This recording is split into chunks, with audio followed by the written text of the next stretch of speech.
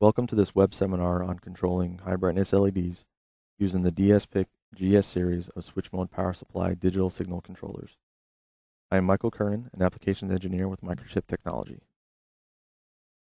We will start by going over some of the basic characteristics of LEDs, including their advantages, then talk about a technique to digitally control their brightness. Next, we will look at how low power LEDs are driven and why other methods are needed for high brightness LEDs, and the advantages of using a dsPIC GS series of digital signal controller.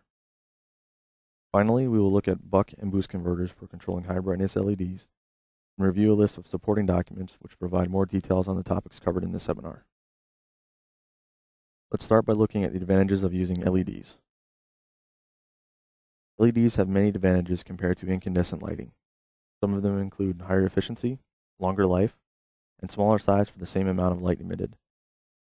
In addition, LEDs emit light of a single color without the need for color filters, are well suited for RGB applications, and produce less heat for the light emitted.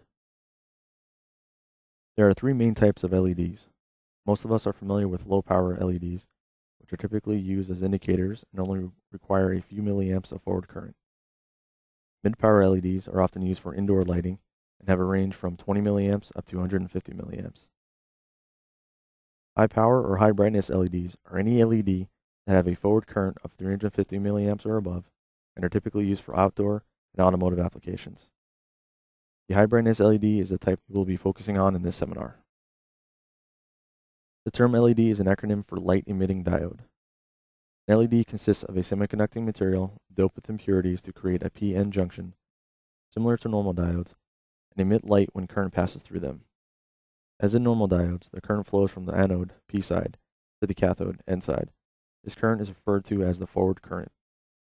The light output of an LED is dependent on the forward current of the LED. An LED's light output is measured by luminous flux, which is the perceived power of light emitted and has the unit lumen. The color of LEDs is measured on the correlated color temperature scale and is measured in degrees Kelvin. Cooler colors such as bluish white are greater than 5,000 degrees Kelvin, while warmer colors such as red and yellowish white are between 2,700 and 3,000 degrees Kelvin. We will now take a closer look at some of the specifications of a high brightness LED. This graph shows the relationship between luminous flux and forward current for a Luxon Rebel high brightness LED. You can see that for 350 milliamps of forward current, luminous flux is 1 lumen. This graph shows the relationship between the forward voltage and the forward current of the same LED. For a forward current of 350 milliamps, the forward voltage is approximately 2.9 volts.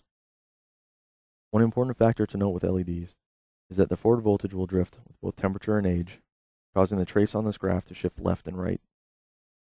For this reason, it is important that the forward current and not the forward voltage of the LED be regulated so that the lumen output of the LED is consistent. We will now take a look at how to control the brightness of the LED. There are two ways to control the brightness of an LED. The first method is using analog dimming, which involves varying the forward current through the LED to adjust the brightness. Shown here is an example of analog dimming where the forward current is reduced to obtain 50% brightness. The major disadvantage of analog dimming is that when adjusting the forward current, the color temperature of the LED will vary. This is not desirable for most applications. The second method uses a digital dimming technique involving switching the forward current on and off for short periods of time. The human eye averages these on and off times together for a perceived brightness. This example also shows a 50% reduction in brightness indicated by the red dashed line. With this method, you are effectively reducing the average forward current while maintaining consistent color of the LED. One important thing to note with digital dimming is that the switching frequency of the current must be fast enough to avoid noticeable flicker. 400 Hz to 1.2 kHz is the typical switching frequency. We will be using 400 Hz for the upcoming examples. To digitally control the brightness of the LED, we first need to create a 400 Hz dimming frequency. The dsPIC GS series of digital signal controller has a PWM override feature, which when active, disconnects the PWM module from the pin. This feature, along with an 8-bit counter, is used to achieve the 400 Hz dimming frequency.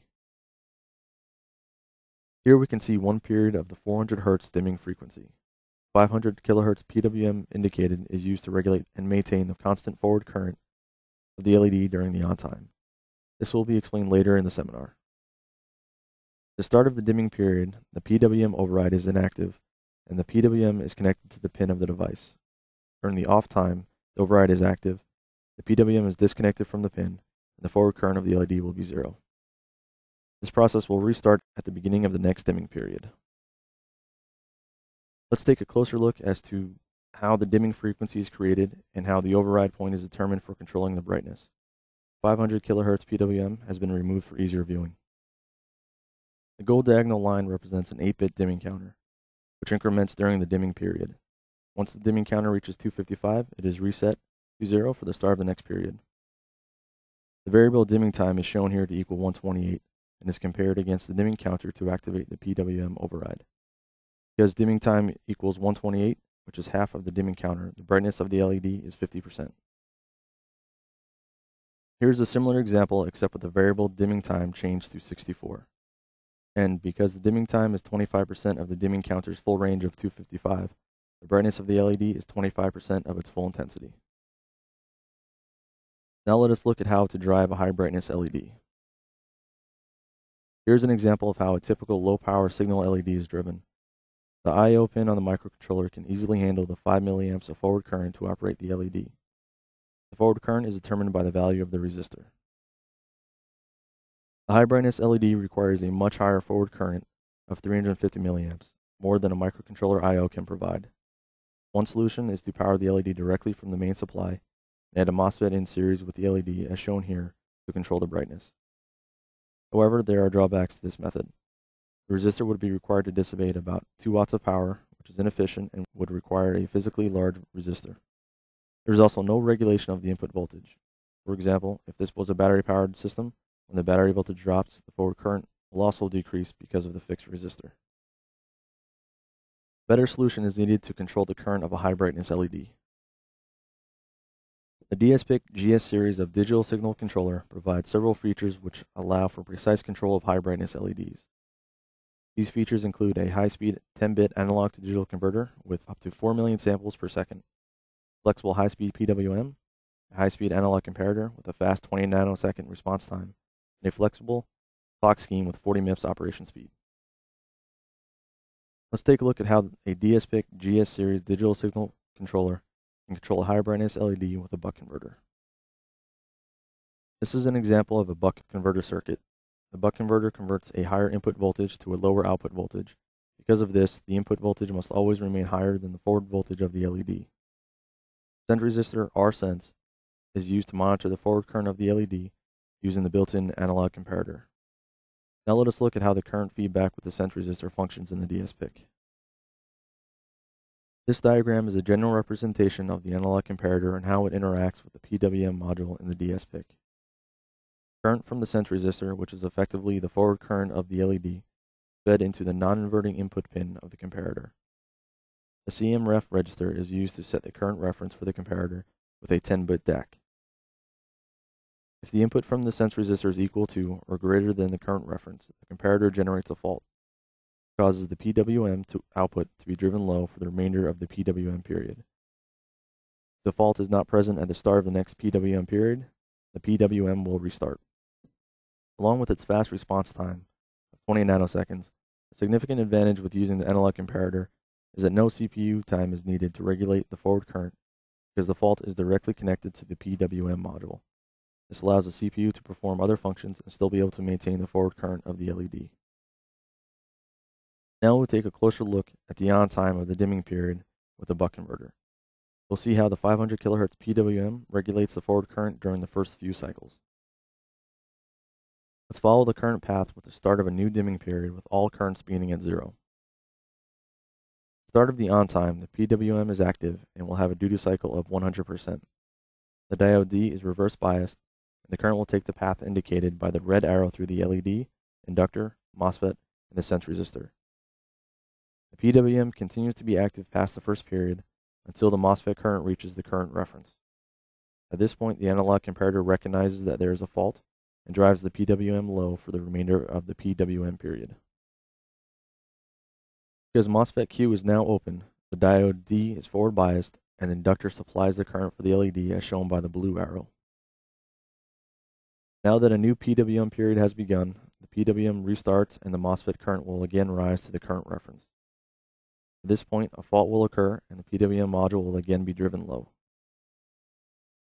This process is continuous during the on-time of the dimming period. Here we will look at a boost converter for driving multiple high brightness LEDs. A boost converter converts a lower input voltage to a higher output voltage. As a result, the input voltage must always be lower than the forward voltage of the LED string. The average forward current is monitored using the sense resistor RSense using the 10-bit ADC module in the dsPIC.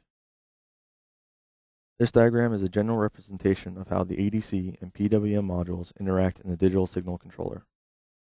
The current from the sense resistor is fed into the ADC module.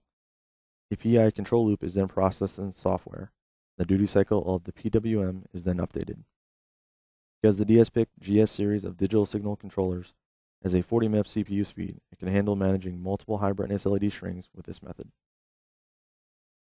Now we'll take a closer look at the on time of the dimming period with the boost converter. We'll see how the 500 kHz regulates the forward current. At the start of the PWM period, the input current takes the path represented by the red arrow through the inductor and MOSFET. During this time, the capacitor supplies the current for the LEDs, as shown by the gold arrow. The forward current of the LEDs is measured at the midpoint of the PWM on time, so the average current of one PWM cycle can be determined. Current measurement can now be used in the PI control loop to adjust the PWM duty cycle as needed.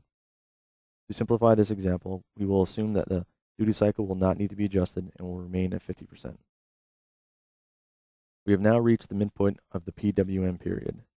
The PWM is low, the MOSFET is open, and the current follows the path indicated by the blue arrow through the inductor, diode, LEDs, and the sense resistor. This process is continuous during the on time of the dimming period. Here is a list of application notes on LED applications as well as general switch mode power supply design. Application notes AN 1114 and application note AN 1207 describe in detail both the buck and boost converters. All of these documents can be downloaded from the Microchip website. This concludes the web seminar on controlling high brightness LEDs using the dsPIC GS series of switch mode power supply digital signal controllers.